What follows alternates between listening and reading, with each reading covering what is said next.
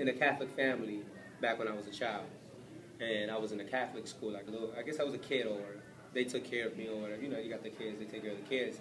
And the first thing I ever seen, when the first time I ever even heard about Jesus, it was when they handed me a piece of paper with a picture of Jesus, supposed to be Jesus, and you know, I was color it in, you know, to give us something to do. And I said, "Who's this?" And the lady said, "Oh, that's Jesus." And it was like, "You don't know Jesus?" I said, "No." And the Catholic lady said, "You know, he died on the cross, you know, for our sins," and pretty much giving me the gospel. So that was the first time I ever heard of Jesus, and I probably was like 5 or 6 years old. So another time a seed was planted was through my mom. One time I did something bad, and she said, you know, "Did you do this and did you do that?" I said, "No." She said, "All right, let me ask God." And she goes, "God, did he do this and did he do that?" Mm-hmm. "Okay, God says you're lying." You know, and she was like, "Did you do it or not?" And I was like, "Yes." It was kind of now to, well, God must be lying too. My mom Because I know I didn't do it. She used God on me. But, you know, that was the second time. But, so, you know, I wasn't really raised in the church, you know, because that's the only times I remember, you know, and after a while, my mom stopped, you know, going to the Catholic thing or whatever. So she stopped at that point somewhere along She the stopped line. around, before we came down here, she stopped, and it was just, you know, I was just growing up in the neighborhood. I grew up in a bad neighborhood. It wasn't a great neighborhood. No, it wasn't. It was, the projects was right up the street from the house. It was called Duncan Projects on Duncan Avenue, and it was by the George Washington Bridge, Hudson County. And then there was another project not too far called Montgomery. And these two projects had different gangs, like rival gangs, but they was too close to each other. And I was living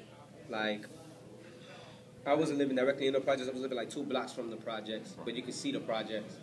And a lot of times, like, this neighborhood will walk. It'll probably take about 20 minutes to walk. This neighborhood, a gang of people will walk to this neighborhood, and these people will, basically, by the time they met up, they're right across the street from where I live at, and they're fighting right there in the street. They're stabbing each other. They're punching each other with chains. I just saw a lot of violence growing up. Across the street, you know, whenever there wasn't none of that stuff going on, they would shoot dice, you know what I'm saying, across the street, smoke weed. When I was little, I was surrounded by so many gang activity that me and my little friends, you know, even at the age of 8, we would talk about what kind of gang we wanted to be in when we grew up. Or I want to be a Crip, or I want to be a Blood, or I want to be this, I want to be that.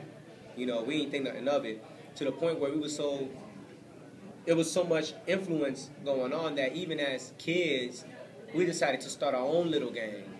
And we had sticks and little rocks. I mean, we were kids, you know. And I remember a friend told us, you know those people across the street? They're grown men. We kids, about like 9 years old, 8 years old. And they said, yeah, they're in a gang.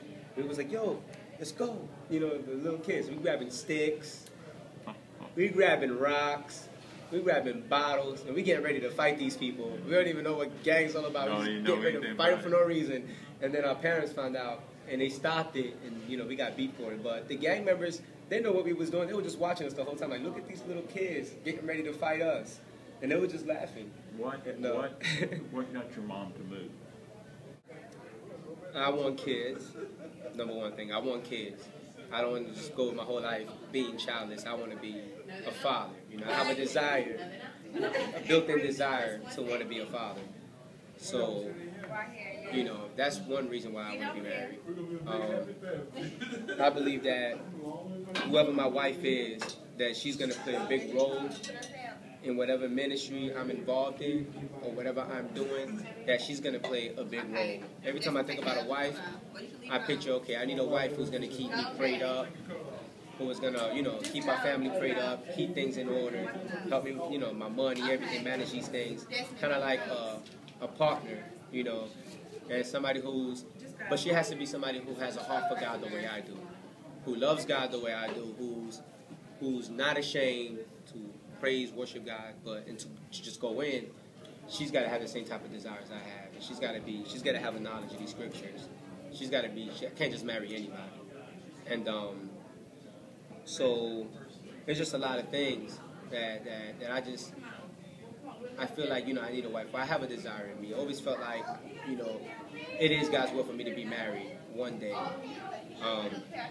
So I believe that my wife will have a big role to play. It'll be a ministry together, not just a married ministry. But she will also be my partner in ministry.